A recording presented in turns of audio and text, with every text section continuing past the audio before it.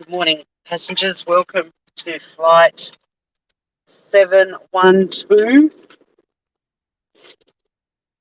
to Saigon. Just doing final checks before takeoff. It's a delightful 14 degrees Celsius here. Got a bit of rain and a bit of smoke. There's a bushfire in the Midlands, a long way from here. Appreciate your concern, but don't freak out.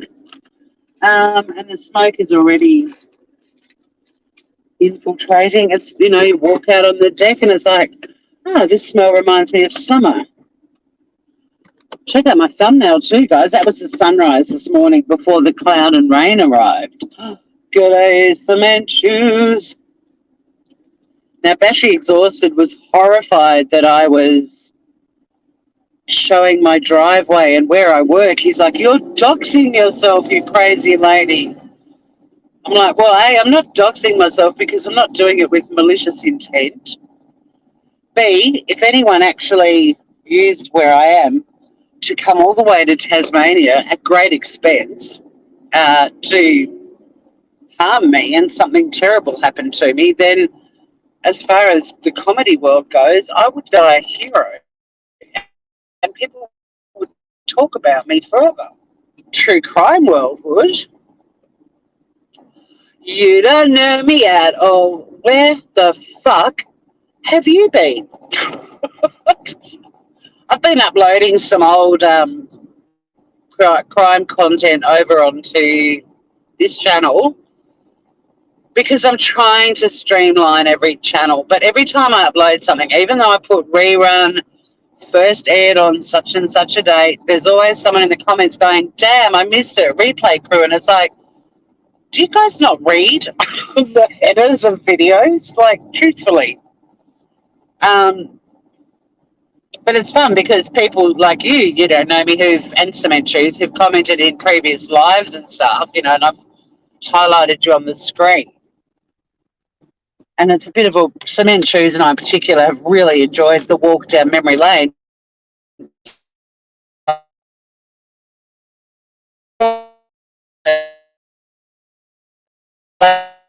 Amy, we're so similar in that regard because summer for me, like, the concept of sitting indoors on a computer live on YouTube in summer, nay. But this year I've got prescription sunglasses now. So this year I'm hoping I will be able to do some beach walks and beach chats and things like that and actually be able to read the screen. I'm hoping these sunnies, they get rid of the glare and they let me, you do read the headlines. Awesome. Because, I seem to always have someone going, damn, I missed it. And it's like, but I've got a completely different hairdo. There's different decor in the house. I'm talking about something that was happening 3 years ago. I'm not that friggin' retro, But it's really good to see, Naomi. And, I'm the same. Summer, it's such a quandary. Mind you, normally winter for me is when I get excited and fired up on YouTube. But we haven't really had a winter. Like, today is a bit grey and gloomy looking to you guys. But it was a hot day here yesterday and it's still really warm. So, we didn't get a lot of traditional, really cold, stay indoors, bunker down weather. And also, it's been an unbelievably busy winter. Tasmanians don't hibernate when it gets cold. We are outdoorsy people all year round. As a teenager, and the drinking age in Australia was 18 before you freak out at me for being an underage drinker. But we'd be out drinking, as young folk, even in our 20s and 30s. And this was before pubs had outdoor heating and, those amazing gas-fired up outdoor heaters or the things they stick under the umbrellas, these massive market umbrellas that radiate heat out. We'd all just sit outside freezing our tits off. Well, not really. We had warm clothing on. an island that hibernates because it's cold. We can have 4 seasons in 5 minutes here, so toughen the fuck up. And when I went to Adelaide, I couldn't believe that in summer, because it got so hot, most of my friends spent the time indoors with the air conditioning on. And don't get me wrong, the heat waves in Adelaide were yucky. But then in winter, they'd all stay indoors with the heating on. And I'm like, oh, come on, let's get the fire pot going out the back and put on a warm coat and a beanie and let's sit around the fire pot.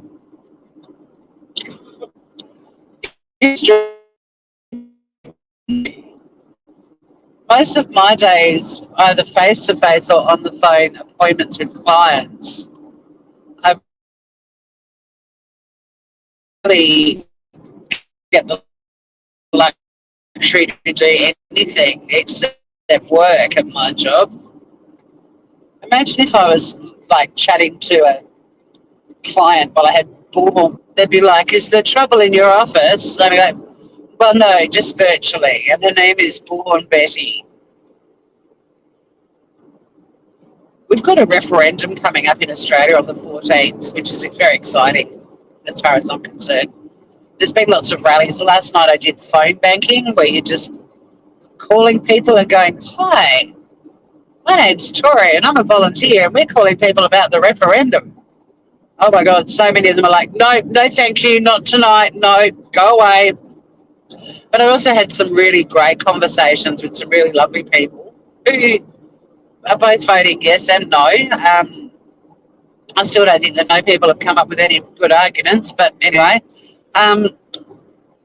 But we've been to like rallies, not rallies, like we did a walk and two of my friends were there with bullhorns and I was actually live on YouTube and I'm like, oh my God, it's Bullhorn Maddie. And so now at work every day when I see Maddie, she works for a different organisation but we're in the same building. I'm like, it's Bullhorn Maddie. But yeah, I've been around a lot of bullhorns lately that are being used, for the reasons they were invented, to fire up a crowd or to get people over to the stage because the speeches are about to happen, or to direct people so they don't end up walking into the river, shit like that. Not to harass the fuck out of people out in the street for the fucking hell of it and, harass basically the entire street. And even the cars driving by, like everyone's a victim when the Bullhorn Betty is around. You only see her on burnt toast. I think the only way to consume Bullhorn Betty is via one of the channels who covers her, I don't think there's anything to gain from going to her actual channel. But I can't even do the burnt toast stuff now because I just want clips. I don't want analysis of 4 hours of Bullhorn Betty. Like the jokes and the misinformation and the factual shit has all been discussed over and over. There's nothing new. Oh yeah, you do have the street preachers with their horns. We don't.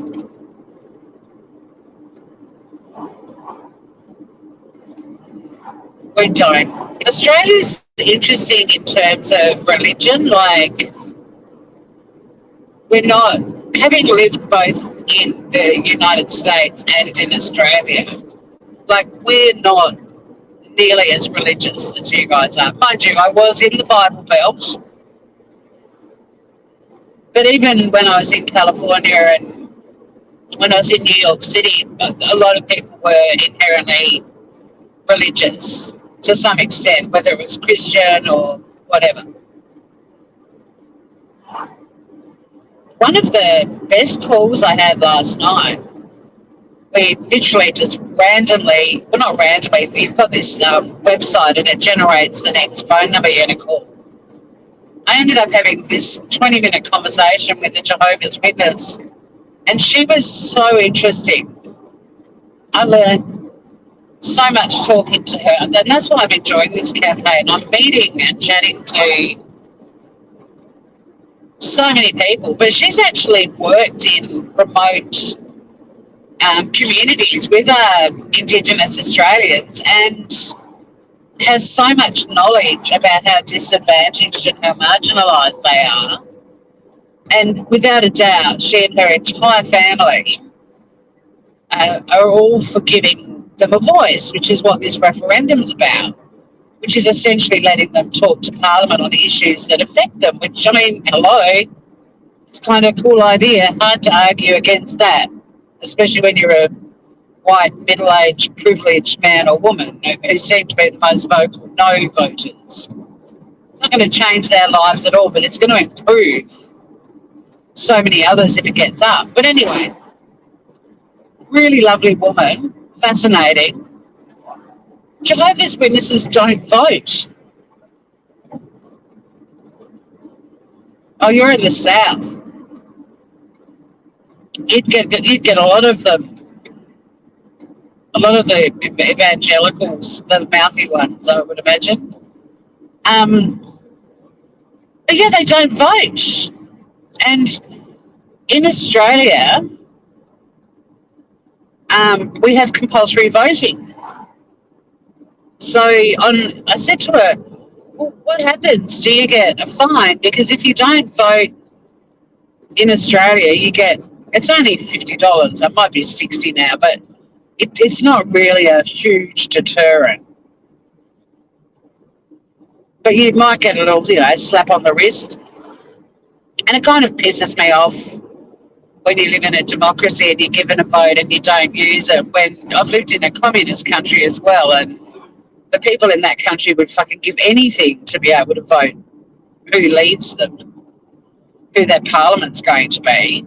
They don't have a say in it like we do. So the lazy Aussies that just throw their votes piss me off. And then they're the most vocal about how fucked the government is. And it's like, well, you didn't vote, mate. You don't get to comment on that, in my view. They don't celebrate either. But she was a terribly cheery, lovely lady. I really liked her. I mean, she wasn't going to convert me, but I learned so much. And I asked her if she likes the Killers. And she was like, why? And I said, well, check out the lead singer. And she said, we do actually enjoy them. Our kids are very into the Killers. But anyway,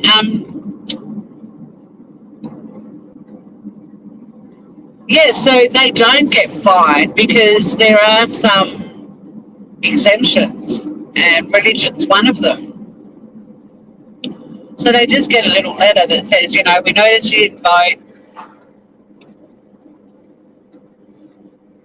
Please let us know why. And I think if you don't respond to that letter, that's when the fine be swooping in. And then they just cite the religious exemption. And probably add a little,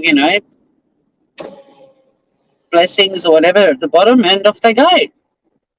Pretty interesting shit, because we don't have a lot of super religious people here. I mean, I was shocked the other day when I was letterboxing and this woman, I could hear her car and she was going to reverse out of her driveway, so I just stopped on the footpath to let her reverse, but she got a shock. She wasn't expecting to see me standing there. And she was going to church. She was only like in her 30s. If I don't count it, 2 people that were heading off to church. The other one was a much older lady and had another older lady with her, and I was kind of like, yeah, that makes sense. But it was kind of surprising to see this 30-year-old girl, didn't have anyone else in the car with her, and she's like, oh, I'm off to church. The Killers, I know. I was like, he's my favourite Jehovah's Witness. So how do you feel about that referendum, hey? But no, she was so interesting because she's got first-hand experience working with Indigenous Australians, like Aboriginal and Torres Strait Islanders, as do I. So we both had some similar experiences working in those diverse and fascinating communities. some of which are still incredibly tribal. I mean, they were there they were there as missionaries, and they set up their little kingdom hall, and they brought with them a heap of clothing that had been donated so that all these tribal Aborigines were able to get dressed up to go to church. And Prince is yours.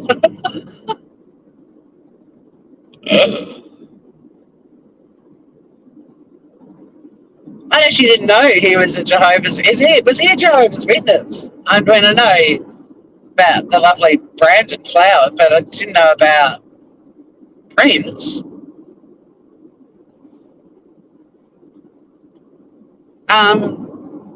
Because if we're talking just favourite lead singer, well, no, Michael Hutchence holds that place for me. But you know, True Crime Tuesday, I've got nothing to talk about. Really keen to see what's been happening.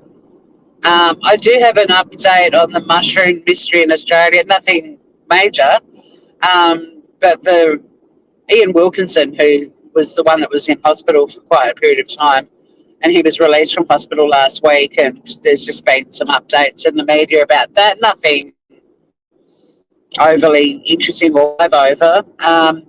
But there's a tabloid in Australia. Well, I think this is a bit of an oxymoron, but one of the more, no, I'm not going to say reputable, one of the more popular Rupert Murdoch publications that you have to pay for, and I'm never going to put a cent in his pocket, but they tease you with, like a sentence or two, and they hope that you're fascinated and will subscribe to them. But they actually had a teaser last week as well that said that the results of the investigation won't be likely to come out till the new year, which, I mean, considering it's already October. I did not know that about Prince. There you go.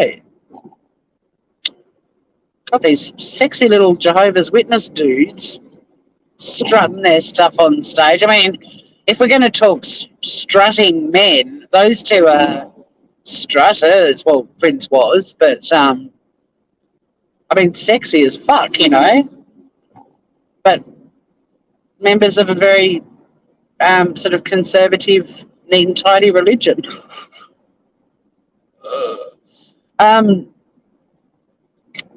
Yeah, so with the mushrooms, not surprisingly, really, but yeah, the outcome of the investigation unlikely to be until the new year. However, the forensic results have come back and they have confirmed that the victims died of mushroom cap poisoning. So that's been confirmed. I mean, maybe I will do a live. Maybe there is a bit of substance in the update, but there's not a lot to talk about other than that, really.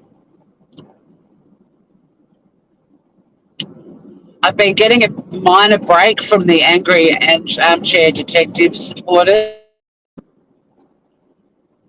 They were very vocal and aggressive until I went live and talked about why are they so vocal and aggressive, and they seem to have backed off a bit, which is nice because they get pretty feral. I'm not going to lie. I've called out quite a few channels in the 5+ years I've been going live on YouTube, and I expect every time I do it that someone who adores that creator is going to get upset. But there's very distinct variations in the abuse and insults that are flung in your general direction should you discuss their hallowed leader in anything but a positive light. And there's sort of different levels of rabid followers, different levels of how vile people are prepared to be. And the armchair detective supporters, who I always figured would just be thousands of, women in their 60s who like knitting and crochet, wow, they have potty mouths.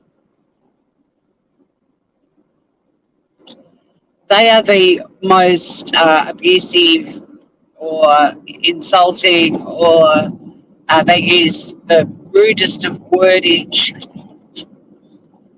They can't just. There's one woman actually that I do need to respond to who is clearly an AD lover, and that's awesome. You know, there's room for everyone on YouTube, who actually put a comment and was being reasonable about it.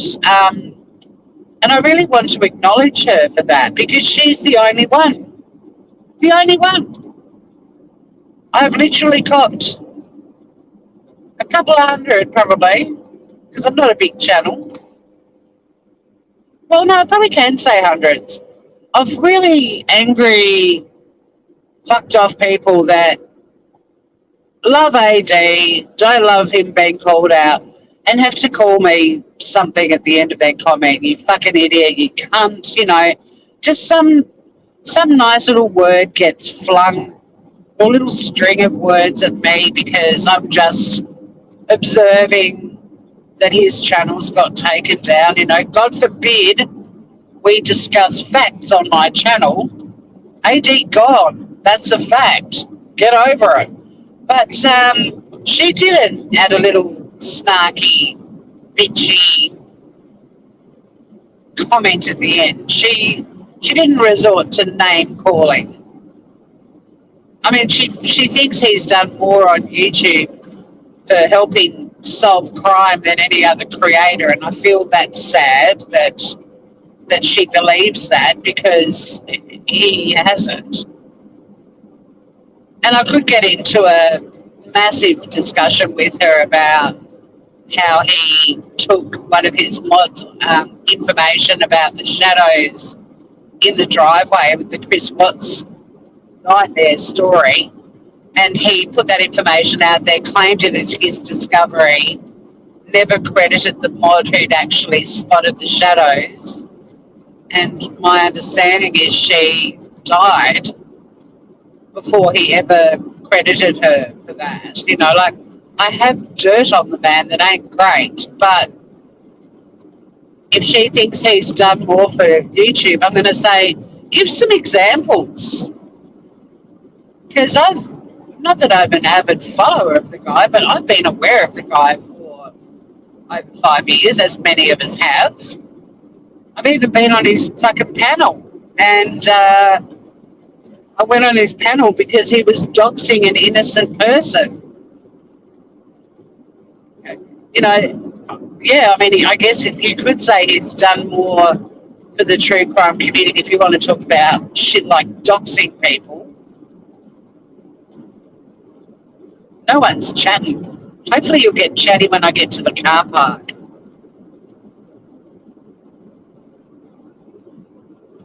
But yeah, so I'm going to ask her, I'll say, look, I'm really interested, you know. Give me some examples. But I certainly, there's a sense of sadness that his followers believe he's done more for true crime than anyone else on YouTube, when he's also currently being sued for defamation. And he's also had his channels taken down from YouTube by YouTube for breaching their terms of service. YouTube doesn't just go, oh, look at this man solving all these crimes and respecting all of the communities on here. Let's just remove his channels for the hell of it. And I don't want to debate her. I just want her to tell me what he's done. Because all I've seen is him do a lot of really destructive shit. Even to his own mods.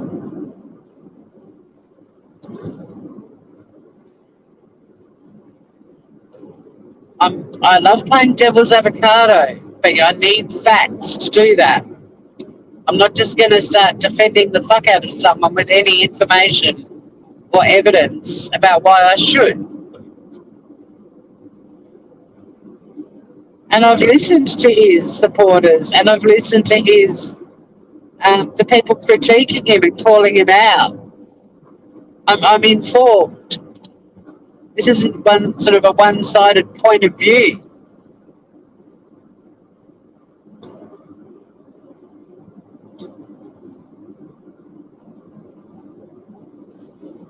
So I can't read chat.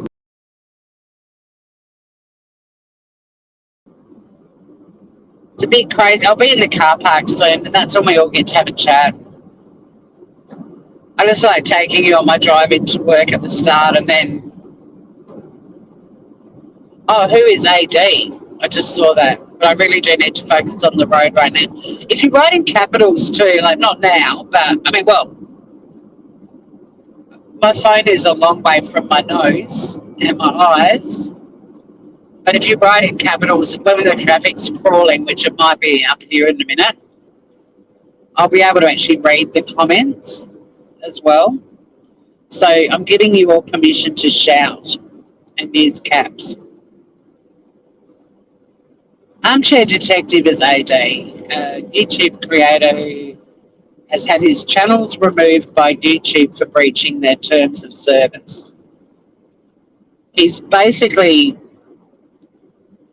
spent the majority of his time on YouTube re-victimising, in my opinion, the Ruchek family. And so much so they're actually suing him for defamation. I think he's been a pretty irresponsible channel when it comes to covering true crime. And he's like a dog with a bone. He has a theory and then he will distort or twist whatever he can to support that theory. And he's fucking random, odd dude. When he first started going live on YouTube, well, I mean, I don't know if I first encountered when he first started going live, but in the early days, he had a sunburst. It wasn't an actual clock, but he had a sunburst on his back wall, on the wall behind where he went live. And it always looked like he had this sort of Statue of Liberty headdress on.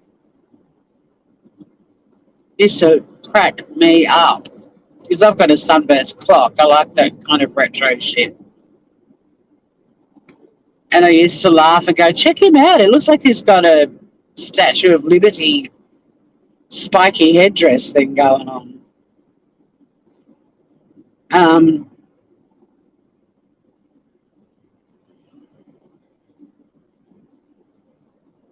You know, I'll have a laugh at anything. I mean, I'm pretty childish. I can find silly things to make me have a little giggle while I'm watching someone going, "Oh, you're a bit out there. You're going to reel some of this back in, mate, because you might get sued." Well, he is being sued, and also YouTube has said, "You're not good PR for our platform. See ya." And now he's over on another platform, which I have absolutely no experience with, called Rumble, although for the sake of giggles in our community, we're saying that he's on Bumble. Oh, wait a minute. Which one's the... Now I'm confused. Is Bumble the gay dating app? Yes, I think Rumble is a platform, but we say that he's on Bumble for laughs.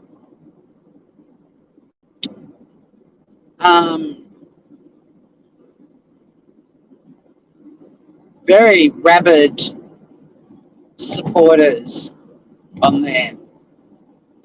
Not many of them open to, critical thinking and discussion, looking at every side of the story, just very blind, one-eyed loyalty. A bit cult-like. And not very happy with anyone who says anything bad about Alan. Even though Alan has given hundreds of YouTubers reasons to say bad things about him, it's kind of bizarre that these YouTube creators, I mean, we're all just everyday people that like bouncing around on a platform, I've got great friends that I've made on here, and they are legitimate friends. One of the benefits of having small channels is you do actually build really close relationships with the people who support you. And we've created this little community, and we have a lot of fun here. And we look out for each other.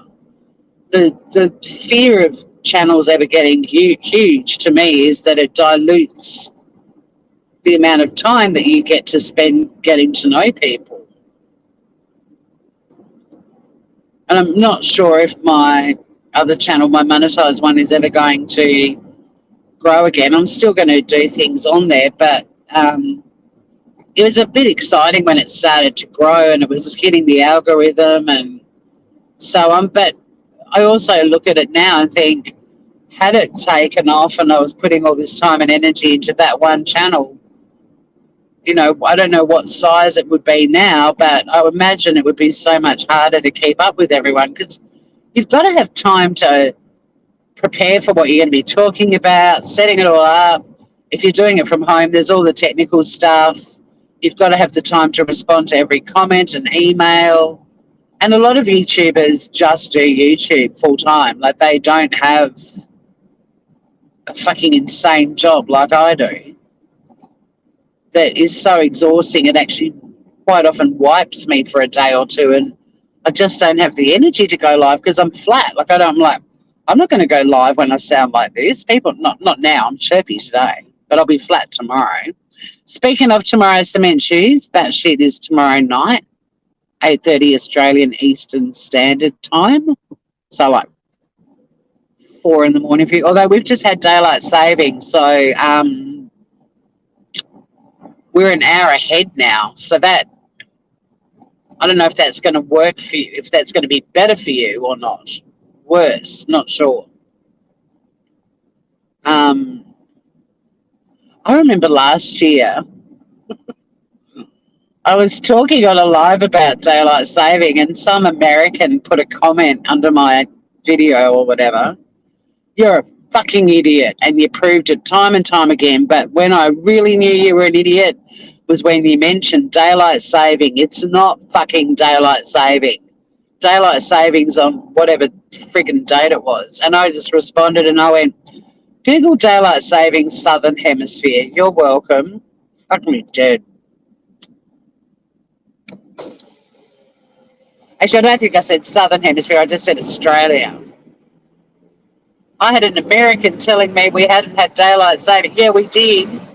Just because it's not the same day you guys have it, guess what? We still have it. Yes, hooray! And Finn has created a couple of things. There's some surprises for all of you groovers tomorrow night too. Finn's finally contributing beyond just turning his microphone on. He's been creative. So we'll be launching that shit tomorrow night too. It's pretty cool what he's done. The little fella's finally like, oh shit, Tor does all the production and, you know, the intros and outros, and yeah, maybe I should actually contribute. This is a partnership after all. So the little guys put some stuff together for us. Very exciting.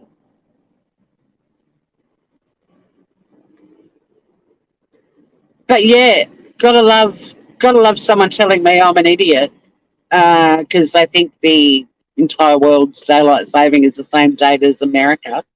I love it when people tell you're an idiot and they say you're an idiot and they spell it Y-O-U-R. I don't even respond to that. I'm just like, really? As your grammar. You're stupid. Yeah, it's apostrophe R-E, you fuckwit.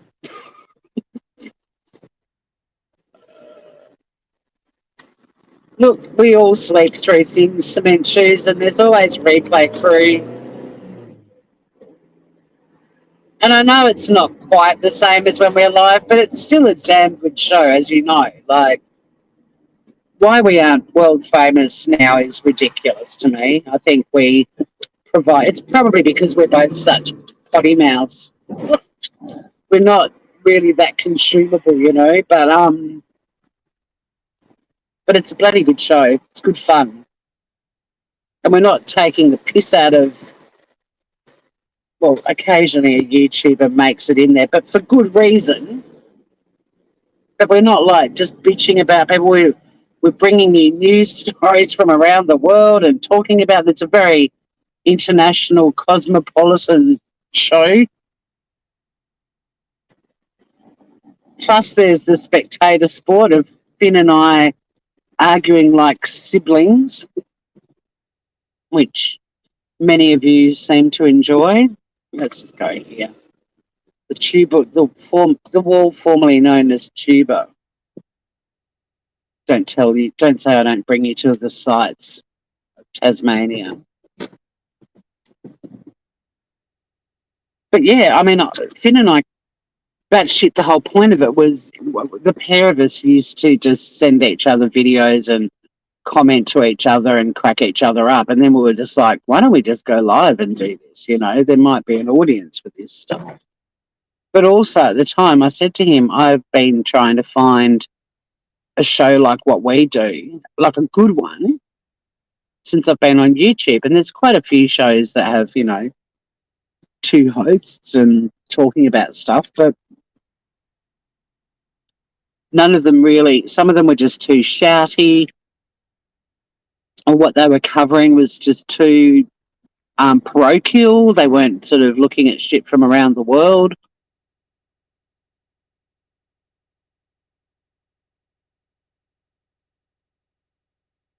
I've got a short skirt on and bare legs today because it's been really warm, and I've just remembered I have spiky legs. I mean, fortunately, no one's going to be sort of like down at floor level to see them, but it's days like this that you think, oh, that's right, you can't transition from winter to summer without.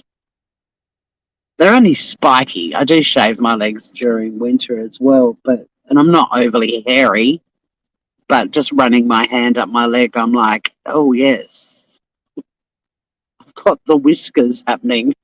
Oops.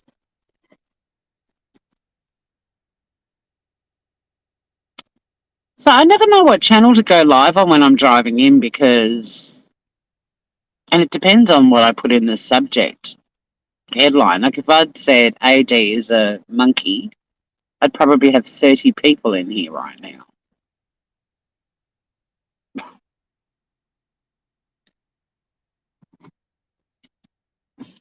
I've got to put makeup on. I don't know whether to stay live. I don't know what to talk about. I mean, I called it True Crime Tuesday because I had no idea what I was going to talk about. If I put, let's slag off AD a bit more, there'd be a crowd here. None of them talking, or very few talking, but all listening intently. Lurking in the bushes. And I think the thing that's weird about YouTube is when there are creators that do things that I think warrant discussion, you know, the supporters aren't open to just having a listen and thinking about it and maybe accepting that from time to time the creators they love fuck up a little. But then there's also this portion of YouTube where creators are just warring with each other and just trying to destroy each other year after year after year. And they get hundreds of people watching them. Like, hundreds of people legitimately want to sit in lives on YouTube for hours at a time listening to creators just try to destroy each other.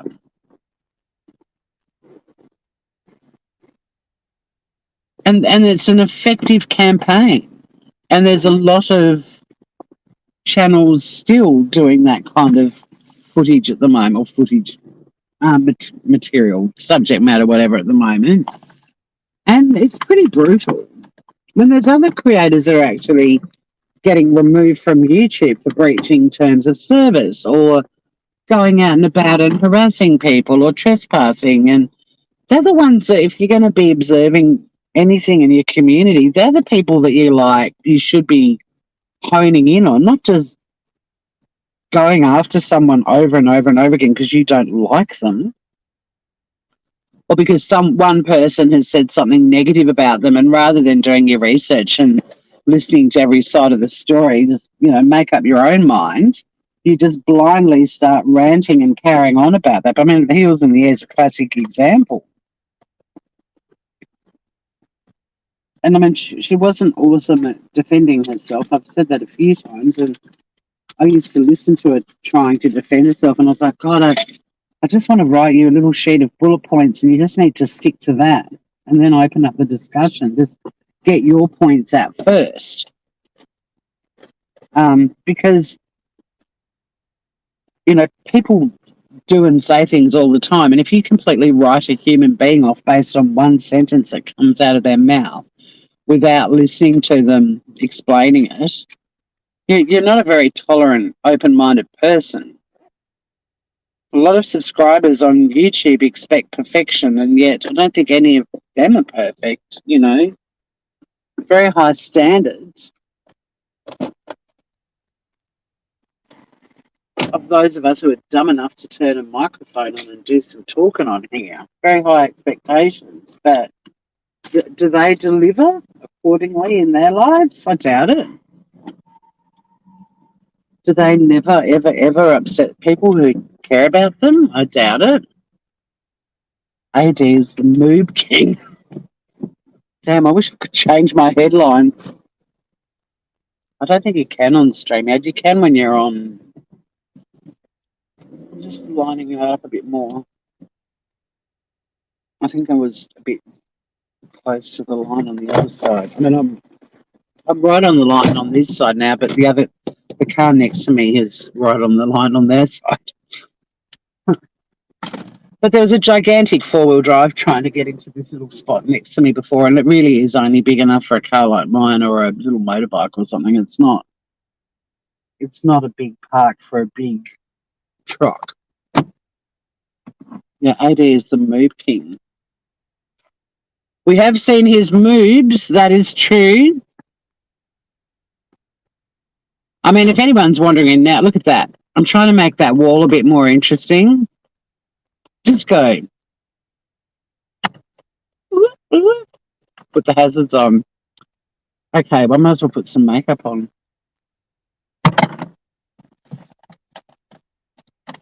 I mean, I'm not exactly providing riveting content right now, but I missed you, fuckers, and I just wanted to say g'day.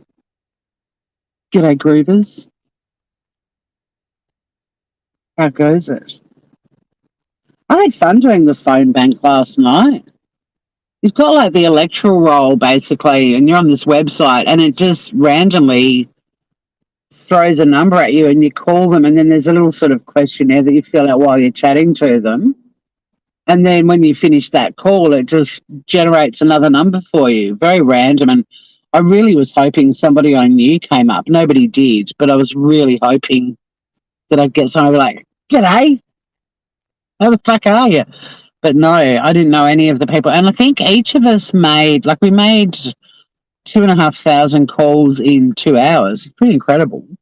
I think each person probably made close to 50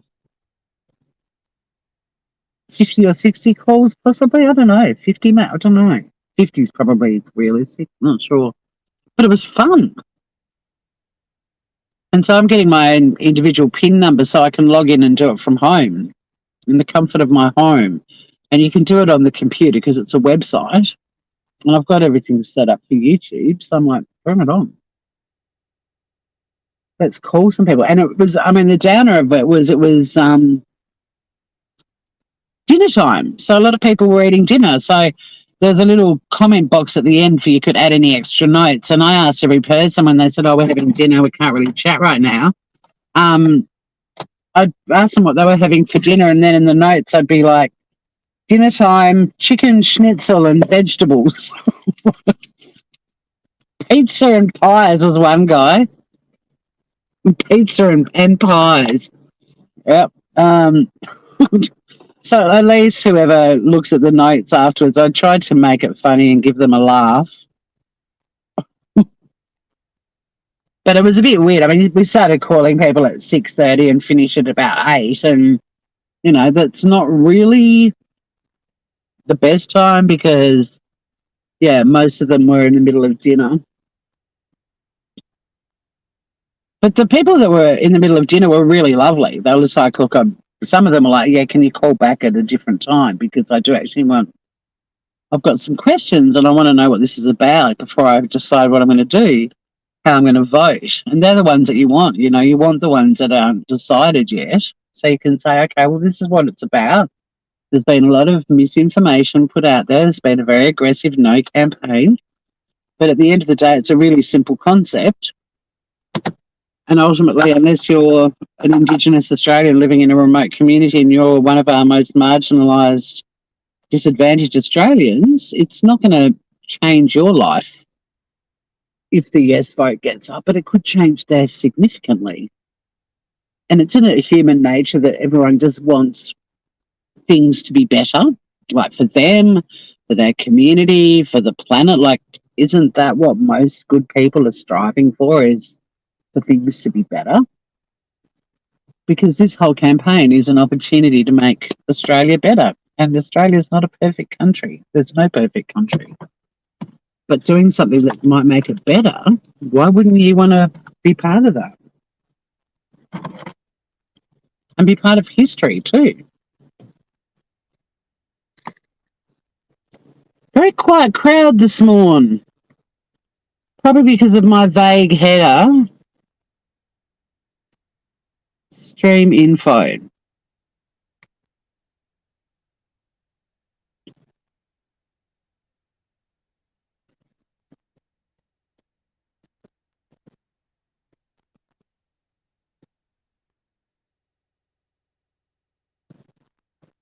I'm trying to change it.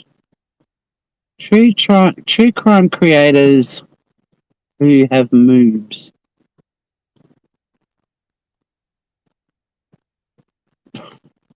I'm probably going to delete this live because it's not really it's not really reflecting the direction of my channel to do a live saying let's talk about true crime creators who have moves. But I'm silly.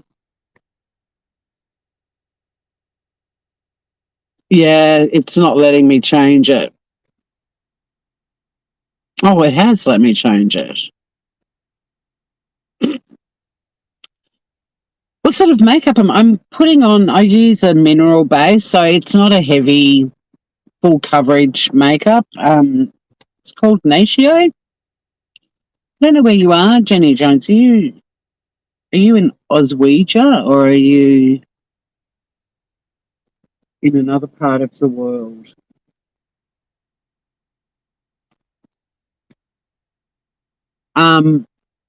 Yeah, so it's an Australian brand called Natio, and it's a mineral base, and it's not insanely expensive, but I have ridiculously sensitive skin, and it doesn't upset my skin at all. I've been using it for years.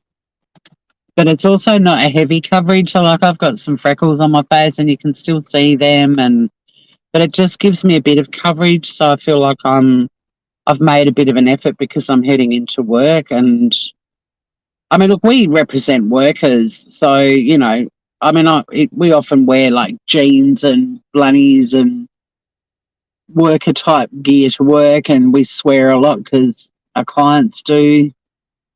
But I still think, if you're going to wear a little frock or whatever, you should put on a bit of makeup to try and look a little bit professional. And it just makes me feel a little bit more professional, I guess.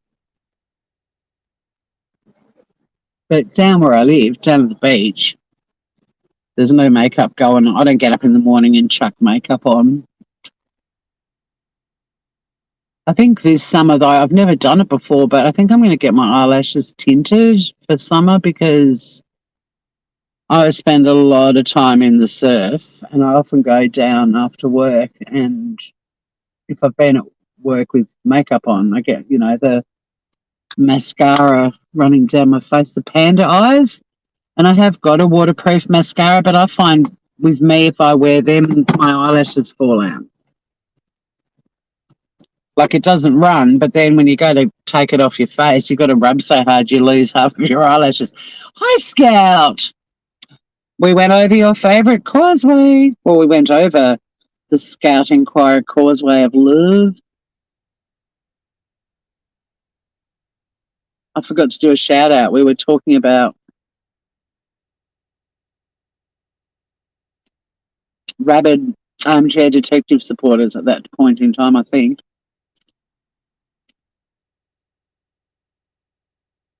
I can't believe the title of my live has changed.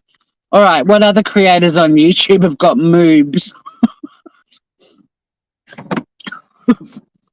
Who else can we shame? No, we shouldn't shame them for having moobs. Oh, we're just hanging, Scout. There's never any need to replay my drive lives. My drive lives are really just to, how you doing? There's absolutely no quality. And plus the audio is really bad. I can't do anything about that. But apart from if I wore, a headset with a microphone, which I'm not going to do while I'm driving, even though some people have told me I need to. I'm like, well, I'm not forcing you to listen to my shitty audio. If it's bothering you, you just change channels. Take some control over your life. Don't sit in my live getting upset about my shitty audio and pointing out that it's shitty. Like, just find someone else to listen to. Got to be somebody else live. But yeah, we were just general chit-chattering. Nothing. I was stuffing around a bit at home this morning. I wasn't stuffing. I was a bit late because I had a late night. I was doing the phone banking for the referendum in 12 days. So I got home quite late and people have probably sent me messages and shit overnight and I haven't had a chance to look at anything. Just currently doing my mascara and then I'm done. Until I choose my lip colour, which I tend to just be a tinted lip gloss kind of girl. But my boss sells lip scents and I've tried and I really want to like it. And it just makes my lips so dry. And you've got to put like 30 layers on. Well, I do. And my lips absorb it all by lunchtime and then they're just really dry. Then it doesn't work for me. My skin absorbs so much shit. Like I won't have any makeup on my face by the end of the day. It all gets soaked up, but at least I look good for the first half of the day. At least the clients that see me in the morning are like, yeah, she looks like a lawyer. By the afternoon, they're like, who's this? Are you really a lawyer? Yes, I am. Oh, okay. I was expecting, a suit and heels. And no, I don't. I'm not that kind of a lawyer. I'm a lawyer who likes to be comfortable. Suits were never ever comfortable. I saw a meme the other day on Facebook that cracked me up. It had like a photo of a really gorgeous wardrobe with all these clothes hanging in it and like beautiful clothing. And it had above it had very neat too. It was beautiful. It had above it my wardrobe before menopause. And then the second picture was my wardrobe now or during menopause. And it was just a picture of a dressing gown and nothing else. I'm like, yeah, I relate. If I could go to work in a dressing, well, actually, I don't find my dressing gown comfortable. I find my hoodie comfortable. It's like an oversized fleecy hoodie with a hood. I've been live in my hoodie quite a few times. I have no shame. But yeah, so related to that because I look at my wardrobe now and I'm like, how did I find any of this shit comfortable to be in all day? Like, where's the comfort in these beautiful linen fitted dresses and everything I put on now? It's like, unless you're going to suck your stomach in all day, you can't wear that in public. Just cleaning my spectacles. Very important we start the day with clean, shiny spectacles. They'll be grubby as fuck by the... I work so hard to not get any smudges on my glasses. Like, I swear to God, I can have my glasses on all day, never take them off, and they still have smudges on them by the end of it. Hey, Beth D. Jeggings and a dressing gown. Oh, yes, we love the jeggings too. I am in a car park. I know. Could I have provided a more riveting view for everyone? I don't think so. I think I've absolutely peaked as far as inspire. I mean, I can do this. That's kind of cool. That's art. That's a bit of art right there. I'm making art. Who mentioned the soft six? Oh yeah, I've got it. I think I've still got heaps to upload for that too. I'm all over. I just don't have the time. I need a wife to do all the sort of the well done wifey stuff, and a husband to do the other well done husband stuff, and then I need an editor, producer, writer. No, I like doing the writing. I need so many things. There's just not enough hours in the day for me to get everything I want to do done.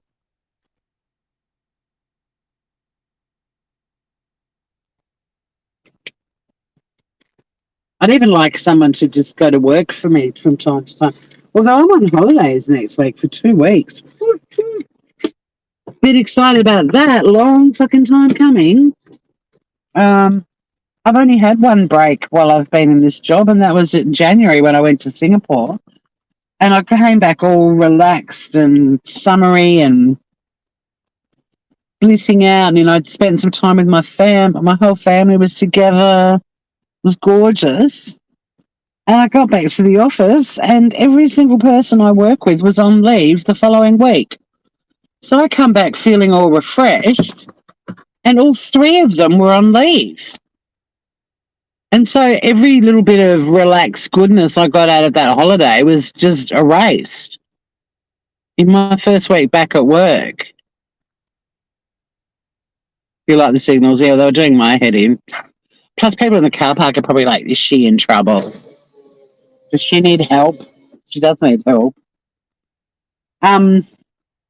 Yeah, so Friday's my last day, and I'm working from home, and then I'm on holidays for 2 weeks. I'm going to Adelaide for a week. Sunny is going to the Cat Hotel. It will be her first stay at the Cat Hotel, and it's good for me to see how she copes, because I want to do some more travelling, and if I can travel knowing she's quite happy at the Cat Hotel, that will be a good thing. And then I've got to try and get the builders sorted to do my bathroom as well. And I've only got even though I've got 2 weeks off, I've only got sort of 4 days on at the start and then 4 days at the other end at home before I come back to work. So I won't have a lot of time to do things at home, like the builder stuff, but hopefully it will all come together. Well, I hope so. I mean, she's so spoiled scout. There's 2 different types of rooms. And of course, I've booked the, deluxe one. So it's like $32 a day. And honestly, you guys should Google it. Google the Cat Hotel Tasmania or the Cat Hotel Sandford, Tasmania. My sister and I were both like, we'd stay there. I hope she enjoys it too, Beth, because it'll make travel so much easier. And also, when the bathroom's being done, if I can't find an Airbnb for the period of time that we need to be out of the house, so like say they say you've got to be out for 2 weeks, but it could be 3, if I can't find a pet-friendly Airbnb that we can be at the whole time together, it'll be easier for me to like, if I find one that for 2 weeks for us to be together, and then in that third week pop her in the cat hotel again. But yeah, they have two types of rooms. I think there's I don't think they call it the standard suite, but she's in the deluxe one. I'm not gonna log off until someone's Googled it so they can go, oh my God. But their website, you think you're looking at a 5-star hotel. It's pretty gorgeous. Your cat's cattery was opened by Rolf Harris. How random.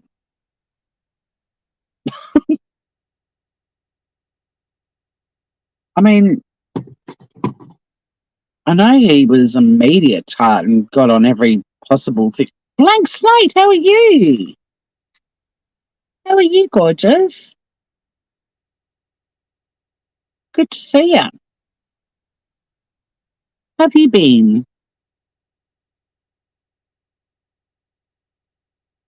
How's everybody been?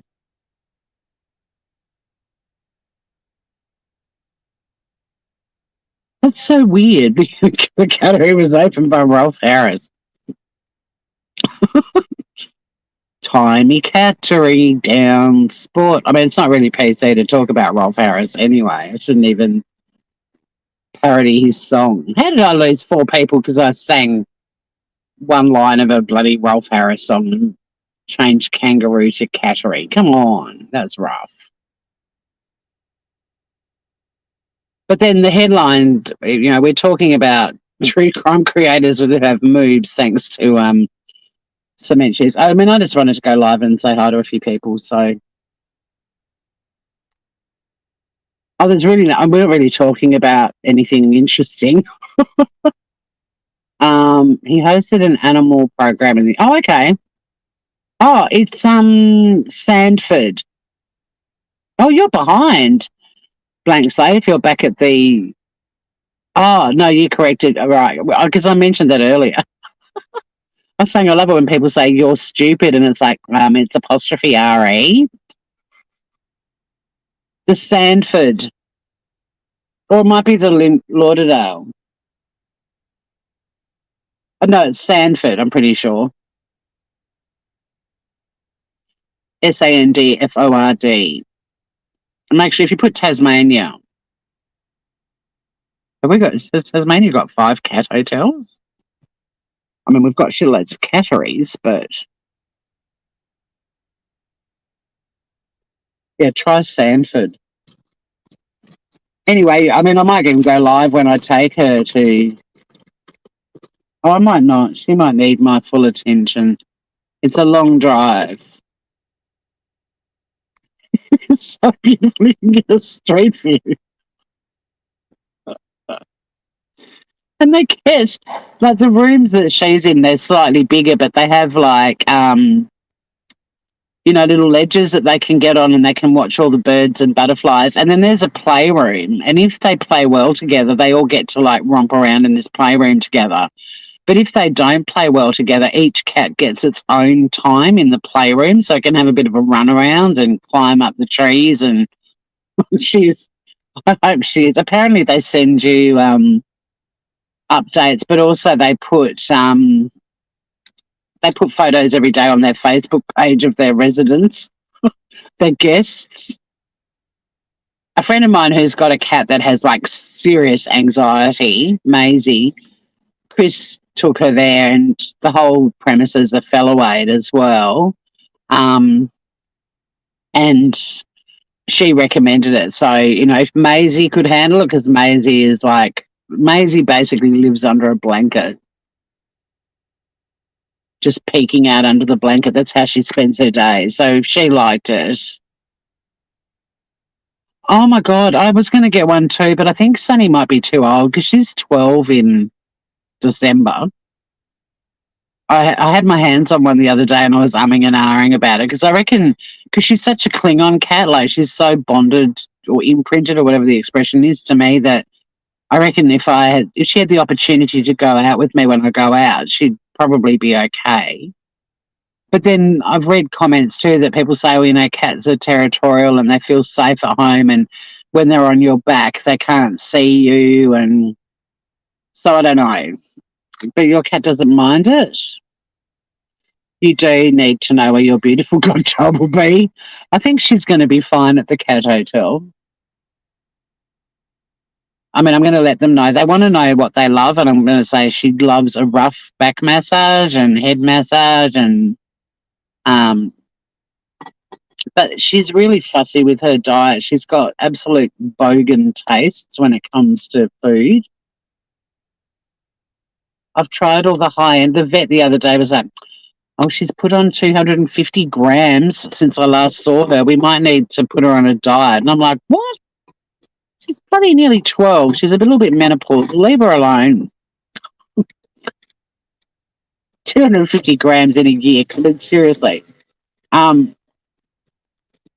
I'm thinking, oh, yeah, the vet just wants to flog some of her high-end Hills diet, which, Biscuit was on that. But that was all Biscuit that knew. Like, she'd been eating it for a year, whereas Sunny has been with me for 3 years. 9, 10, 3 years in February. We had our 3-year anniversary. And she, unfortunately, she doesn't like the posh food. She's a fan of the mid-range, affordable, nutritious food. You found it. That's what my sister and I were saying. We're like, stuff, Sunny. We want to stay there. Send Sunny to Adelaide for the week and we can stay at the cat hotel. Okay. Yeah, I found one that expands a bit. We take her to the beach and let her sun there in it. Yeah, I kind of feel, they're the same age. Well, there you go. I'm tempted. I did have my hands on it. And I like the fact that it kind of, the one that I looked at, it expands. You can kind of turn it into like a little tent, I guess, but it's fully enclosed. And it's got like a little shady bit and a sunny bit. And I'm curious. I thought I'd just, go for a walk around the garden first just to see how and it wasn't insanely expensive. I kind of feel like the cost of it warrants seeing how it goes, even just if it's that one time. Oh, you've got the same one. Yeah, they're groovy, hey? And then does yours have the detachable, like the dome, so that you can either just have like, when you turn into the tent, it's just got like a round grate, so it lets a bit of fresh air in as well? Or then when you're putting her back on, you can put the dome on it and she can peep out. $20, maybe 30. Yeah, and see Aussie prices, I think it was 60. Like most things here are kind of cost double what you guys pay for stuff. So that makes sense. That sounds about right. Hey, out of handmade dolls and stuff, how are you? Yeah, the mesh or the snap. Yeah, it wasn't expensive, but it looked. Do you know what the other thing is? That I can't do it myself. I can't do it to me. But you know what I reckon Sunny would love the most is one of those prams. I reckon she would love herself sick being wheeled around in a pram, but I can't do it to me. Because there's a pet shop just down the road where I got the new crate for her, which is kind of funky as well.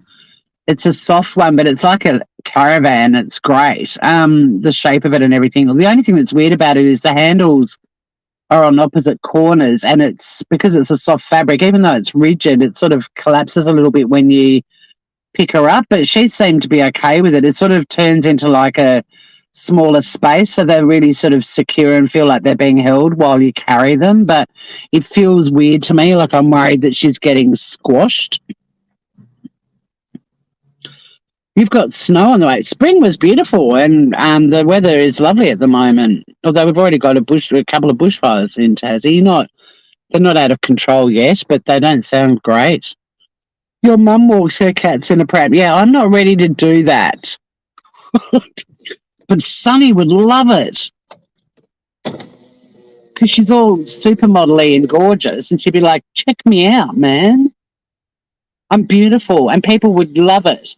And the pram down the road at the pet shop just down the road, you can pull the pram bit off the frame and the wheels, and it's like a little sort of enclosed tent that you can just pop on the ground, and like if I was down in the garden, she could just be in her little tent. Yeah, the fires in Canada were horrific.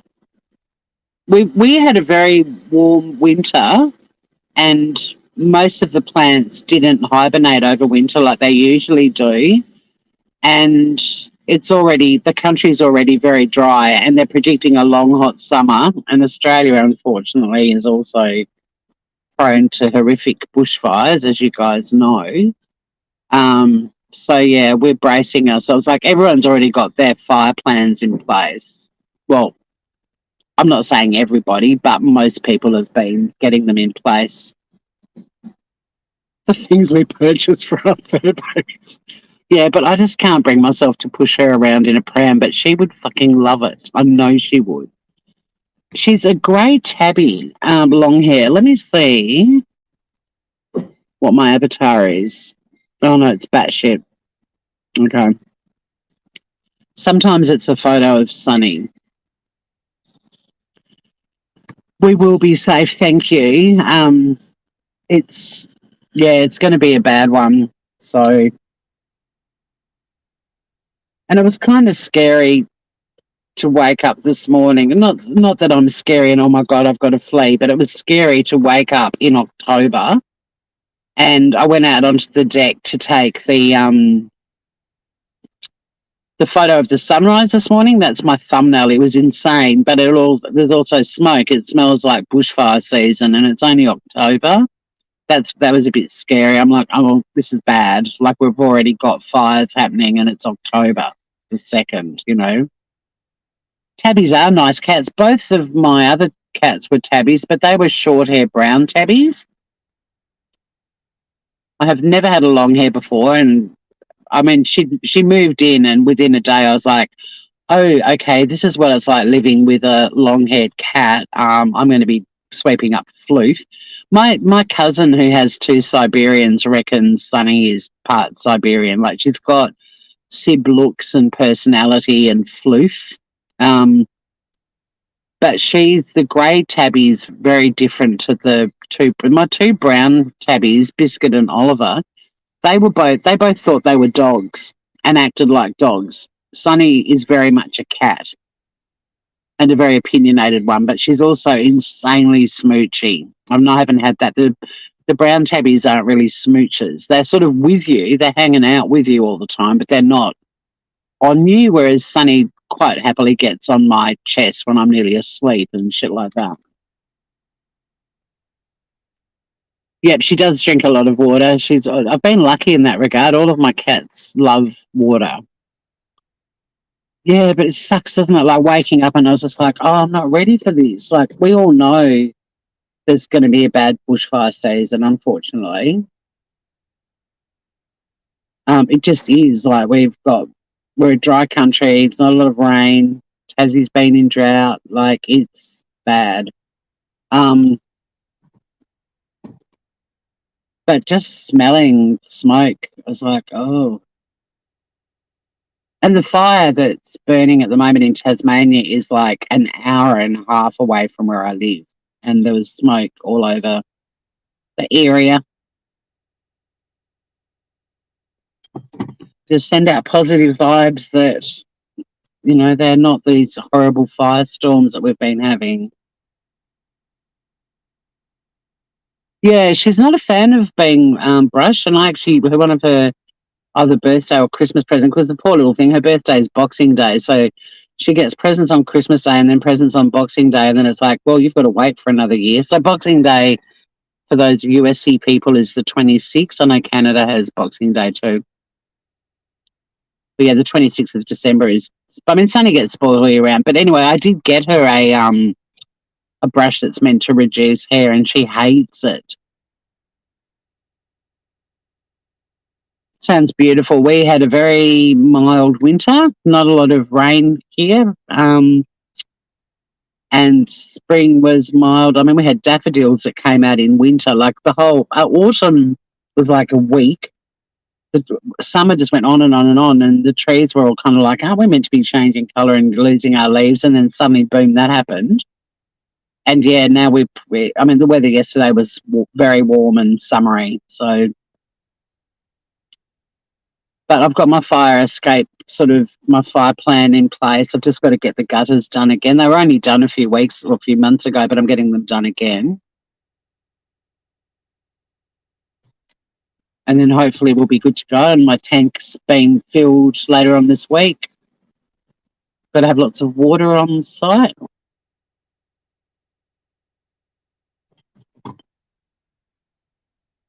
And something I haven't done yet, but I really do need to do, but I'll do it once the building and my bathroom and everything's been done, is I need to actually get a generator because, I mean, with bushfires, part of the problem, like down where I live, is we're all on tank water and we've all got pumps, but the pumps need electricity. And with fires, quite often one of the first things to go is the power.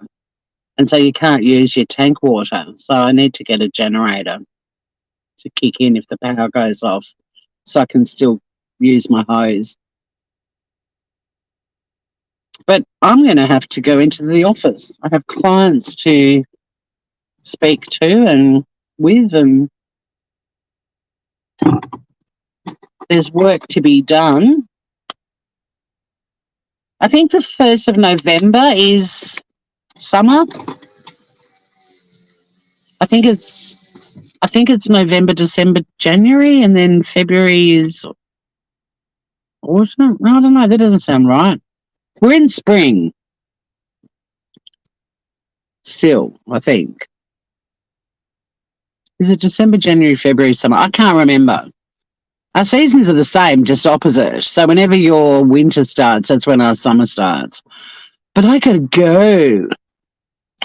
You've got both? Yeah, I need to